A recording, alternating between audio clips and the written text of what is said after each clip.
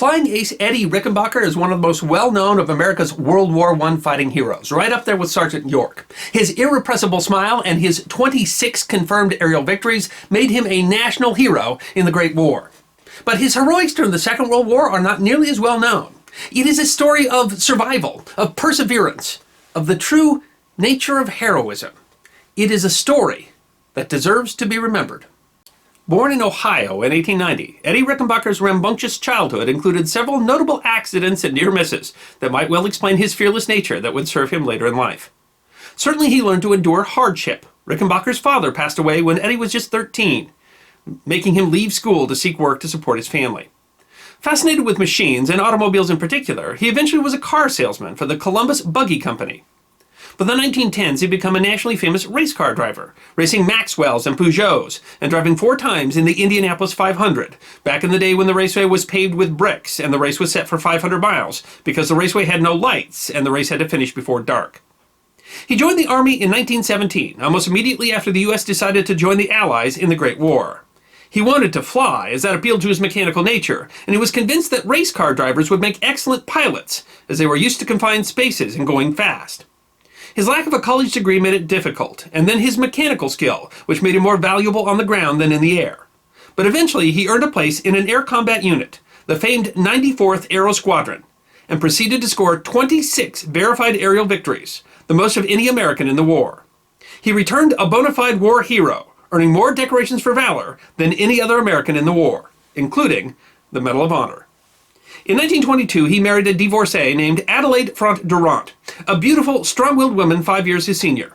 Her personality was described as volcanic, a trait that would serve Rickenbacker in the future. After the war, he continued a larger-than-life existence. He started a motor car company that sold the first production cars equipped with a 4-wheel braking system. He purchased and operated the Indianapolis Motor Speedway, where he made many improvements to the facility. And then, the aviation pioneer that he was, as a vice president of General Motors, he founded Eastern Airlines, which he turned into a major carrier. He bought the company from GM and was the airline's president for more than 30 years. But there is a chapter of his extraordinary life that is often forgotten, and it tells possibly more about his nature than all his other adventures. In 1942, Secretary of War Henry Stimson asked Rickenbacker, then 52 years old, to travel to the Pacific Theater as an observer to report on the status of U.S. Army Air Force units stationed there. Always eager to serve his country, Rickenbacker obliged.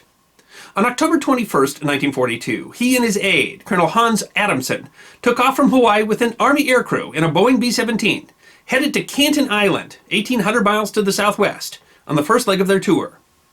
Introduced in 1938, the Boeing B-17 Flying Fortress was one of the most iconic aircraft of the Second World War, and was the third most produced bomber aircraft of all time. Powered by 4 Wright supercharged turbo engines, it had a loaded weight of over 54,000 pounds and a range of 2,000 miles with a full load of bombs.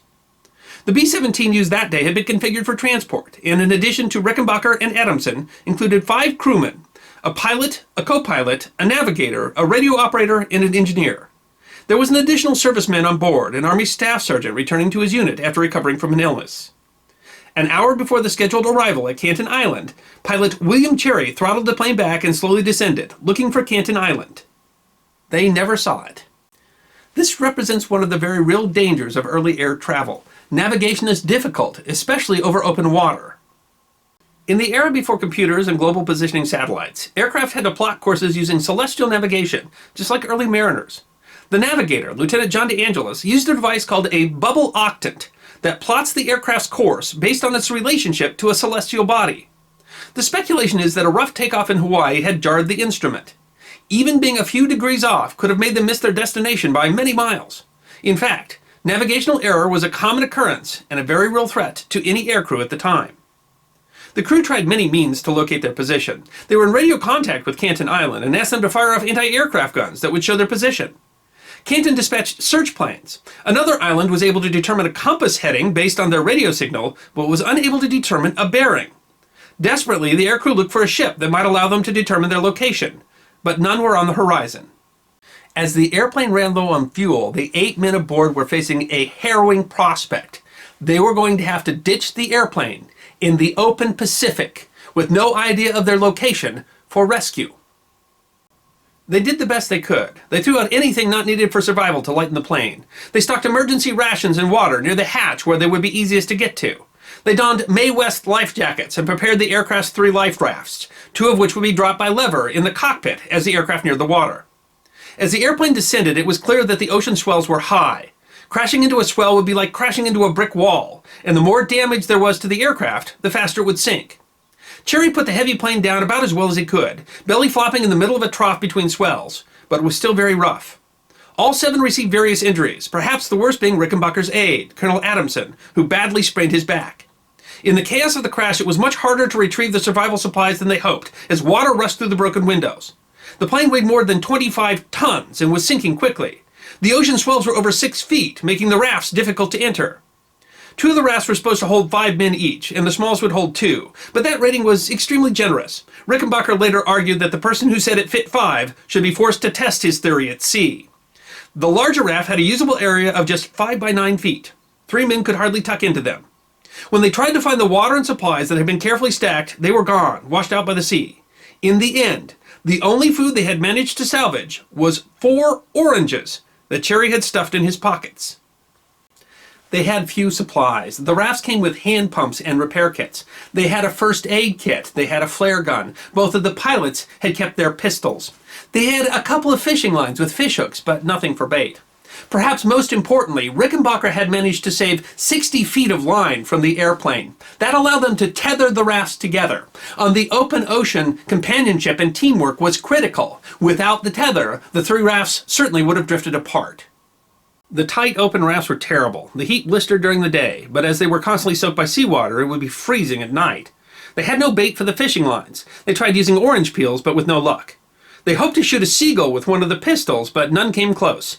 The pistols rusted in the salt air, and they threw them away. For the first 6 days, the 8 men shared just 4 oranges for food. A miracle came on the 8th day. As Rickenbacker rested with his hat on his head, a seagull literally landed on his face. He managed to grab its leg and throttle the bird. Not only did the meat provide sustenance, but it was also wet and quenched thirst. They used the bird's intestines as bait for the fishing lines and immediately started catching fish. A rain squall came and they were able to capture fresh water in the collapsible buckets that were included with the rafts. But Alexander Kazmarchek, the army sergeant who was returning to his unit, was declining. He had been recovering from an illness before the trip and was still weak. The conditions had only exacerbated his condition. He died on their 13th day at sea. The shortage of food and water continued to plague them. Occasionally they got fish or got some water from a rain squall, but their health was declining. At some point they put the 3 strongest ones into one of the larger rafts to see if they could row against the current, but it was just too strong. They occasionally saw planes in the distance, but they were unable to flag them down. On the 20th day they finally split up, sending the 3 rafts different directions in the hope of finding land. Rickenbacker wanted them to stay together, but the crew had become convinced that this was their best hope of survival. Rickenbacker was left on a raft with the 2 sickest men, including his longtime friend Adamson, who was near death. With no food and little water, the situation was dire. The next day, Rickenbacker, himself growing weak, tried to give both men water, and they were too weak to even lift their heads. The end for all 3 seemed near, when suddenly 2 Navy float planes flew over the raft. The planes turned and flew close enough that it was clear that they had seen the raft. One returned and landed. They were rescued. It turns out a patrol had spotted another of the rafts, the small one with the pilot, William Cherry. He had been able to point them in the direction of Rickenbacker's raft. Then they got news on the radio that 3 downed airmen had been found on a desert island. It was the crew of the other life raft. Astoundingly, despite their condition, Rickenbacker himself had lost 40 pounds. They were all alive. Through it all, the World War I ace was their leader. He is the one that kept their spirits up. He demanded that they bring the rafts together every night for a group prayer session. And when encouragement didn't work, he would browbeat and berate them for giving up. He was apparently so forceful that the rest of them made a pact that they were going to survive, if only to outlive him.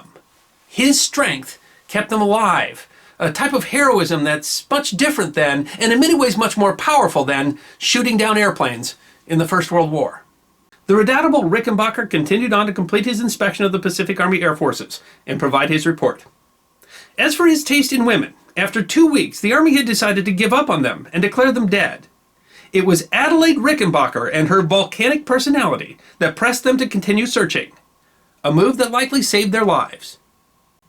The two traveled together extensively after Eddie retired from Eastern Airlines in 1963. Eddie Rickenbacker passed away following a heart attack in 1973 at the age of 82. He and Adelaide have been married 51 years. I hope you enjoyed this episode of The History Guy, short snippets of forgotten history between 10 and 15 minutes long. And if you did enjoy, please go ahead and click that thumbs up button. If you have any questions or comments or suggestions for future episodes, please write those in the comment section. I will be happy to personally respond. Be sure to follow The History Guy on Facebook, Instagram, Twitter, and check out our merchandise on teespring.com. And if you'd like more episodes on forgotten history, all you need to do is subscribe.